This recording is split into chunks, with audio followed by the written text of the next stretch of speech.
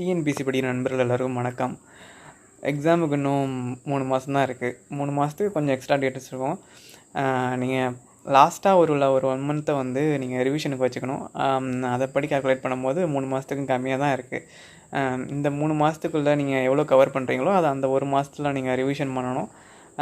அதுதான் வந்து ஸ்ட்ராட்டஜி.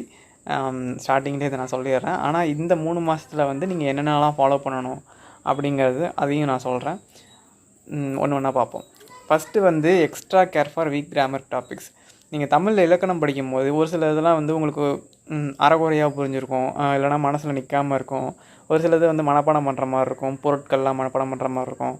அந்தமாதிரி விஷயங்கள்லாம் வந்து நீங்கள் வந்து கொஞ்சம் ஒரு நாளைக்கு வந்து ஒரு 10 நிமிஷம் 20 நிமிஷம் வந்து ஒதுக்கி அதெல்லாம் திரும்ப திரும்ப பார்த்துக்கிட்டே இருங்க. அது வந்து உங்கள் மனசில் நிற்கிறதுக்கு வந்து யூஸ்ஃபுல்லாக இருக்கும்.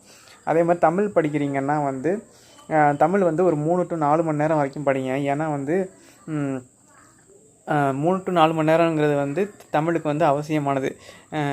நீங்கள் வந்து ஒரு 2 hours வந்து நீங்கள் வந்து படிக்கிறதுக்கு மட்டும் செலவு பண்ணாலும், இன்னொரு 1 hour வந்து ப்ரீவியஸ் இயர் கொஷின் பேப்பர் பாருங்கள். இன்னொரு 1 hour வந்து வேறு ஏதாவது மார்க் டெஸ்ட் அந்த மாதிரி ஏதாவது போட்டு பாருங்கள்.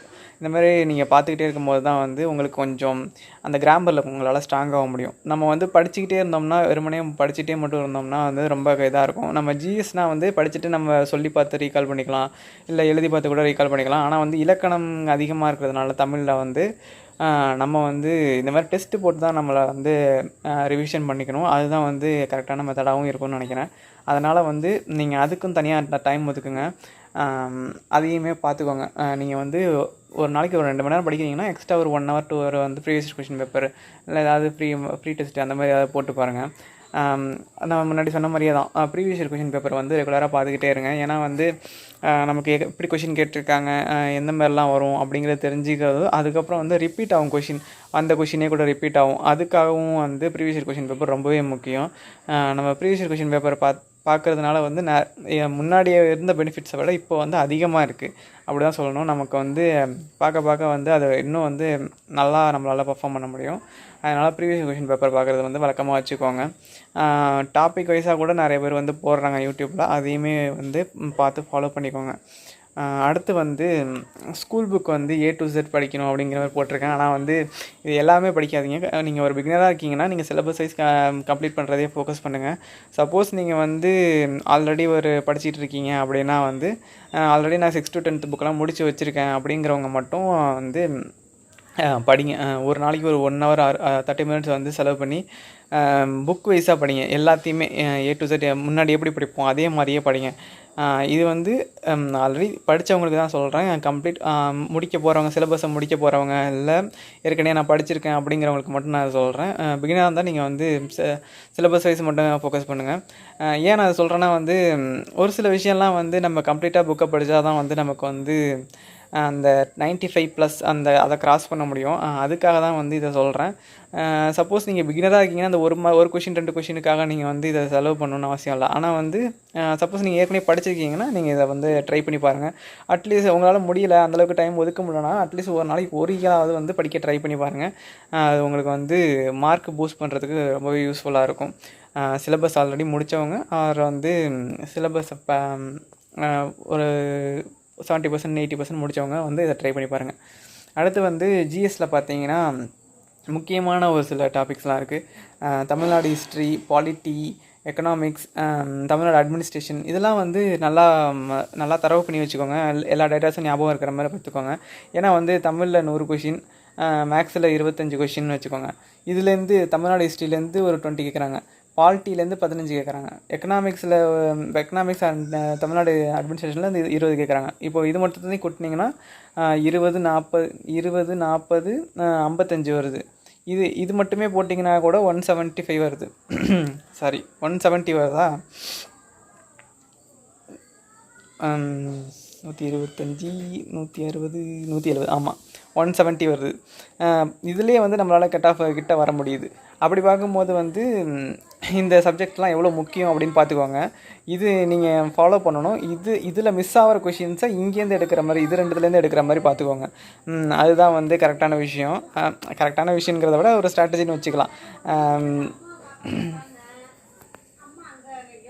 இப்போ வந்து இது ஏன் நான் இந்த ஆர்டரில் வச்சுருக்கேன்னா, இதுலேருந்து வந்து 20 கொஷின் கேட்குறாங்க. இது மட்டும் ஒரு தனி சப்ஜெக்ட். இதுலேருந்து ஒரு 20 கொஷின் வருது. இது பாலிட்டி மட்டும் வந்து பாலிட்டியும் வந்து ஒரு தனி சப்ஜெக்ட் தான். இதுலேருந்து ஒரு 15 கொஷின் வருது. எக்கனாமிக்ஸ் அண்ட் தமிழ்நாடு அட்மினிஸ்ட்ரேஷன் இது ரெண்டும் சேர்த்து 20 கொஷின் வருது. அதனால் இது தனித்தனியாக போட்டிருக்கேன். எக்கனாமிக்ஸில் உள்ளது வந்து 11th எக்கனாமிக்ஸை நல்லா ஃபோக்கஸ் பண்ணி படிச்சுக்கோங்க. மற்ற எக்கனாமிக்ஸ் வந்து 6 to 10 நல்லா பார்த்துக்கோங்க. அதுக்கப்புறம் 12th வந்து முடிஞ்ச அளவுக்கு சிலபஸில் கவர் ஆகிறது எல்லாமே பார்த்துருங்க. தமிழ்நாடு அட்மினிஸ்ட்ரேஷன் வந்து ஒரு 4-5 லெசன் தான் வந்து லெசனாகவே இருக்கும். மற்றதெல்லாம் வந்து நீங்கள் கரண்ட் அஃபேர்ஸ் சம்மந்தமாக படிக்கிற மாதிரி தான் இருக்கும். அதனால் வந்து இதையுமே பார்த்துக்கோங்க. இது ரெண்டுத்தையுமே வந்து கரண்ட் அஃபேர்ஸ் சம்மந்தமாக தமிழ்நாடு அட்மினிஸ்ட்ரேஷனுக்கு நம்ம என்னென்ன பார்க்கணுமோ அதெல்லாம் வந்து பார்த்துக்கோங்க. இது வந்து ரொம்ப யூஸ்ஃபுல்லாக இருக்கும். இதில் நீங்கள் எந்த அளவுக்கு மார்க்ஸ் ஸ்கோர் பண்ணுறீங்களோ அந்தளவுக்கு உங்கள் கட் ஆஃப் பக்கத்தில் போகும். அதுக்கப்புறம் இந்த இதுக்கு வாங்க, ஜாகிரஃபியில் பார்த்திங்கன்னா ஒரு 5 கொஷின் இருக்குது. இந்த 5 கொஷினை வந்து 5 கொஷினில் 10th மட்டுமே வந்து 3 to 4 கொஷின் வந்துடும். அப்புறம் ப்ரீவியஸ் கொஷின் பேப்பர் இந்த மாதிரி பார்த்திங்கன்னா அட்லீஸ்ட் ஒரு 3-4 கொஷின் கண்டிப்பாக போட்டுடலாம். அதனால் வந்து இதை வந்து உள்ள அந்த 7 லெசன் 7ல் 2 வந்து தமிழ்நாடு அட்மினிஸ்ட்ரேஷனுக்கு வந்துடும். பாக்கி 5 லெசனு அதுக்கப்புறம் வந்து ப்ரீவியஸ் கொஷின் பேப்பர். இது எல்லாமே வந்து நல்லா பார்த்து வச்சுக்கோங்க. ஜியாகிரஃபிக்கு ஐஎன்எம்க்கு வந்து 12th வரைக்குமே படிச்சுக்கோங்க. 12th வரைக்கும் உங்களால் முடிஞ்சால் 12th வரைக்கும் படிச்சுக்கோங்க. அப்படி இல்லைனா இது ரெண்டுமே வந்து ஐஎன்எம் அண்ட் ஹிஸ்ட்ரி வந்து 10th வரைக்கும் படிச்சிருங்க. படிச்சுட்டு முடிஞ்சதுன்னா உங்களால் 12th போங்க. ஏன் சொல்கிறேன்னா வந்து இதை நீங்கள் இந்த ஃபஸ்ட்டில் போட்டிருக்கேன்னா இதை வந்து நல்லா படிச்சிட்டிங்கனாலே வந்து நீங்கள் ஆல்மோஸ்ட் கொஞ்சம் பக்கத்தில் வந்துட்டிங்கன்னா அர்த்தம். இது மிச்சம் இருக்கிற சப்ஜெக்ட் எல்லாமே உங்களுக்கு மார்க் பூஸ்டிங் தான். சப்போஸ் இதில் நீங்கள் அடி வாங்கிட்டிங்கன்னா இது வந்து உங்களுக்கு கை கொடுக்காது, அந்தளவுக்கு கை கொடுக்காது. இதில் நீங்கள் கம்மியான மார்க் எடுக்கிறதுனால கை கொடுக்காது. அதையுமே பார்த்துக்கோங்க. முடிஞ்ச அளவுக்கு வந்து நீங்கள் எல்லாமே வந்து என்ன சொல்கிறது, இந்த ஜாகிரஃபியை வந்து நல்லா படித்து வச்சுக்கோங்க. ஐஎன்எம்மில் வந்து ஃபஸ்ட்டு 12th 11th 12th போகிறீங்கன்னா ஐஎன்எம்மில் உள்ள 11th 12th முடிங்க. அதுக்கப்புறம் வந்து ஹிஸ்ட்ரிக்கு உள்ளது போங்க. ஹிஸ்ட்ரியில் வந்து 11th வந்து ஹிஸ்ட்ரி இருக்கும், 12th வந்து ஐஎன்எம் இருக்கும். அதனால் அந்த 12th உள்ள ஐஎன்எம் முடிங்க. அதுக்கப்புறம் வந்து 11th உள்ளது போங்க. ஏன்னா வந்து ஹிஸ்ட்ரியில் வந்து உங்களுக்கு வந்து கொஞ்சம் ப்ரீவியஸ் கொஷின் பேப்பர்லாம் பார்த்தாலே ஓரளவுக்கு உங்களுக்கு கவர் ஆகிடும். ஆனால் ஐஎன்எம்மில் நிறைய கொஷின் கேட்குறதுக்கு நிறைய சான்சஸ் இருக்குது. அது தமிழ்நாடு ரிலேட்டடாகவும் கவர் ஆகிறதுக்கு சான்சஸ் இருக்குது. அதனால் வந்து அதை முன்னாடி வச்சுருக்கேன். நீங்கள் அதை வந்து இதெல்லாம் வந்து முடிச்சிருங்க. இது நான் சொல்ல வந்து உங்களுக்கு புரிஞ்சிருக்குன்னு நினைக்கிறேன். அப்புறம் வந்து சயின்ஸும் கரண்ட் அஃபேர்ஸும். சயின்ஸில் வந்து இம்பார்ட்டண்ட்டான டாபிக்ஸ் எல்லாமே வந்து படிக்கிற மாதிரி பார்த்துக்கோங்க. கம்ப்ளீட்டாக அவாய்ட் பண்ண வேணாம். நான் போன எக்ஸாமில் அந்த தப்பு தான் பண்ணேன், கம்ப்ளீட்டாக அவாய்ட் பண்ணிட்டேன்.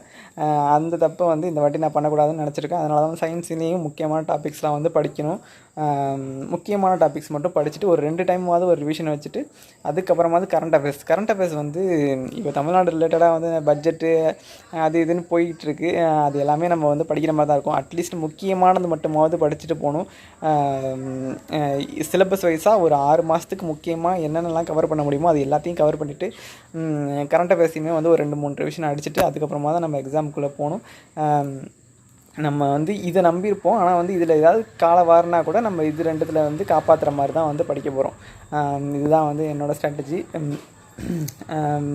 மேக்ஸுக்கு வந்து நான் என்ன சொல்லுவேன்னா வந்து நிறைய பேர் நேரம் முடிச்சிருப்பீங்கன்னு நினைக்கிறேன் மேக்ஸு. சப்போஸ் முடிக்காதவங்க நீங்கள் டாபிக் வைஸ் போங்க. முடித்தவங்க வந்து நிறைய கொஷின் பேப்பர் எடுத்து சால்வ் பண்ணிக்கிட்டே வாங்க. டாபிக் வைஸாகவும் எடுத்து சால்வ் பண்ணி பாருங்கள். முடிஞ்ச அளவுக்கு எந்தெந்த மெத்தட்லாம் கவர் பண்ண முடியுமோ எல்லா மெத்தடையும் ட்ரை பண்ணி பாருங்கள். எல்லா மெத்தடும் நமக்கு வருதா, எல்லாமே வந்து நமக்கு எல்லா சமயத்துலேயும் போட்டு பார்க்கும்போது கரெக்டாக வந்துடுதா அப்படிங்கிறது ட்ரை பண்ணிக்கிட்டே இருங்க. ஏதாவது உங்களுக்கு வந்து தப்பாக வர மாதிரி இருந்தால் அந்த சம்மை மட்டும் நோட் பண்ணி வச்சுக்கிட்டு அந்த சம்மை வந்து அப்பப்போ திரும்பி பார்த்துக்கிட்டே இருங்க. நம்ம வந்து ஒரு சில பேர் வந்து நான் முடிச்சிட்டோம் அப்படின்னு நினச்சிட்டு இருப்போம். ஆனாலுமே ஒரு சில மாடல்ஸ் வந்து நமக்கு தெரியாமல் இருக்கும். அந்த டைமுக்கு அதை ஸ்கிப் பண்ணியிருப்போம், ஆனால் அதை மறந்துடுவோம். அதனால் வந்து அதை அப்போ நோட் பண்ணி வச்சுக்கிட்டு அப்புறமா யூடியூப்பில் போட்டு பார்த்துட்டு அப்புறமா ட்ரை பண்ணி பாருங்க. அதே மாதிரி வந்து மேக்ஸில் உங்களுக்கு ஏதாவது ஒன்று சம்மு தெரில, ப்ரீவியஸ் கொஷின் பேப்பர் தெரிலனா வந்து அதோட இங்கிலீஷ் சம் இருக்குல்ல, இங்கிலீஷில் அதோட கொஷின் இருக்கும்ல, அந்த கொஷினை அப்படியே எடுத்து யூடியூப்பில் டைப் பண்ணுங்கள். டைப் பண்ணிங்கன்னா யாராவது ஒருத்தர் வந்து அந்த வீடியோ போட்டிருப்பாங்க. அந்த ஒரு ஸ்பெசிஃபிக்கான கொஷினை மட்டும் அப்படியே எடுத்து இங்கிலீஷில் உள்ளதை அப்படியே டைப் பண்ணிங்கன்னா வந்துடும். ஒரு சில தமிழில் ஒரு சிலது வரும், ஆனால் மோஸ்ட்லி வராது. இங்கிலீஷில் ஆனால் வந்துடும். ஹிந்திலையாவது போட்டிருப்பாங்க. நம்ம ஸ்டெப்ஸை பார்த்தாவது வந்து நம்ம வந்து தெரிஞ்சுக்கலாம். அதுக்காக தான் நான் சொன்னேன். ஓகே, இப்போது இந்த ஒரு கம்மியான நாள் தானே இருக்குது. இதில் வந்து நீங்கள் அட்லீஸ்ட் ஒரு நாளைக்கு வந்து 8 8+ ஹவர்ஸாவது படிக்கணும். ஃபுல் டைமாக படிக்கிறவங்களுக்கு நான் சொல்கிறேன். முடிஞ்ச அளவுக்கு வந்து 12 ஹவர்ஸ் ரீச் பண்ண பாருங்கள். அப்படி முடியலனா கூட 8 to 10 ஹவர்ஸ் வந்து படிங்க. இல்லை உங்களுக்கு வேறு ஏதாவது ஒர்க் இருக்குது, ஹவுஸ் ஒய்ஃப் அந்த மாதிரி ஒர்க் போகிறவங்க அப்படின்னா 6 ஹவர்ஸாவது படிங்க. ஏன்னா வந்து எக்ஸாம் டைமில் வந்து நம்ம என்ன படிக்கிறோமோ அதுதான் அங்கே ரிஃப்ளெக்ட் ஆகும். இவ்வளோ நாள் நம்ம 1 வருஷம் 2 வருஷம் படிச்சிருந்தா கூட அது அந்த டைமில் வந்து அந்தளவுக்கு பெருசாக கை கொடுக்காது. நம்ம இந்த டைமில் இந்த லாஸ்ட்டு 6 மந்த்தில் என்ன படிக்கிறோமோ அது கடைசி 1 மாதத்தில் அந்த 6 மந்த்தில் படித்ததை எப்படி ரிவைஸ் பண்ணுறோமோ அதை பொறுத்து தான் வந்து நம்ம ரிசல்ட் அமைய போகுது. அதனால் வந்து நிறைய டைம் கொடுத்து படிங்க. முடியலன்னா உங்களை நீங்களே புஷ் பண்ணுங்கள். உங்களை எந்த அளவுக்கு நீங்கள் புஷ் பண்ணி அதிகமான ஹவர்ஸ் படிக்க முடியுதோ அந்தளவுக்கு படிங்க. உங்களுக்கு நீங்களே ஒரு ஸ்டாண்டர்ட் மாதிரி வச்சுக்கோங்க. இத்தனை ஹவர்ஸ் வந்து ஓகே, இத்தனை ஹவர்ஸ் வந்து குட்டு, இத்தனை ஹவர்ஸுக்கு மேலே வந்து வெரி குட் அந்த மாதிரி வச்சுக்கோங்க. நான் வந்து 6 ஹவர்ஸ் வந்து ஓகே, அது 8 ஹவர்ஸ் வந்து குட்டு, 10 ஹவர்ஸ் படித்தா வெரி குட் அந்த மாதிரி வச்சுருக்கேன். நீங்கள் உங்களுக்கு ஏற்ற மாதிரி அதை செட் பண்ணிக்கிட்டு நீங்கள் அட்லீஸ்ட் அந்த ஓகே லெவலையாவது ஒரு நாளைக்கு ரீச் பண்ணிடணும், அதுக்கு கீழே போகவே கூடாது அப்படிங்கிற மைண்ட் செட்டை வச்சுக்கோங்க. நம்மளால் எதுவுமே படிக்க முடியல, ஏதாவது ஒர்க் வந்துருச்சு அப்படின்னா கூட அட்லீஸ்ட் அந்த 6 ஹவர்ஸ் அது காலைல ஒரு 3 மணி நேரம், சாயந்தரம் 3 மணி நேரம், இல்லைனா காலையிலே ஒரு 5 மணி நேரம் படிச்சிடுறது அந்தமாதிரி கூட படிச்சுக்கோங்க. ஒரு சில பேருக்கு 4 மணிக்கு எழுந்திரிச்சு படித்தா கூட பெட்டராக இருக்கும். அந்தமாதிரி கூட நீங்கள் 4 மணிக்கு கூட படிங்க. நான் கூட 4 மணிக்கு எழுந்திரிக்கான்னு ட்ரை பண்ணலான்னு இருக்கேன். பார்ப்போம் எப்படி ஒர்க் அவுட் ஆகுது. ஒர்க் அவுட் ஆனால் நான் அதை வீடியோவாக போடுறேன். ஓகே, ஒரு நாளைக்கு வந்து நீங்கள் வந்து நிறைய நேரம் படிக்கணும். அதில் வந்து டெய்லி ரிவிஷன் பண்ணுறதையும் வந்து இன்க்ளூட் பண்ணிக்கோங்க. ஏன்னா வந்து டெய்லி ரிவிஷன் வந்து ரொம்பவே முக்கியம்.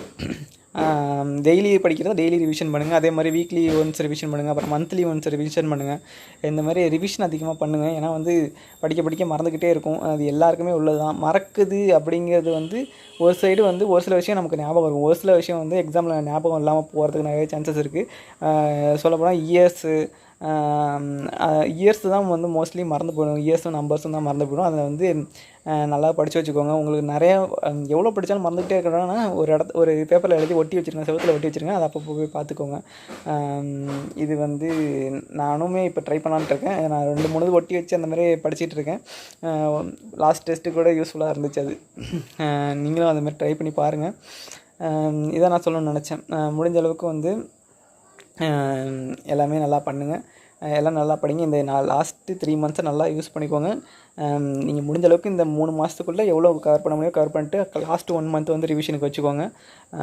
இதை நான் சொல்லணும்னு நினச்சேன். யாரும் வந்து டைம் அதிகமாக இருக்கிற மாதிரி ஒரு சில பேருக்கு தோணும். அப்படி நினச்சி வந்து நீங்கள் லெத்தாஜிக்காகவும் இருந்துடக்கூடாது. டைம் வந்து கம்மியாக இருக்கோ அப்படின்னு நினச்சி நீங்கள் பயப்படவும் கூடாது. அதை நீங்கள் பார்த்துக்கோங்க. இதுதான் நான் சொல்லணும்னு நினச்சேன். எல்லாம் நல்லா படிங்க.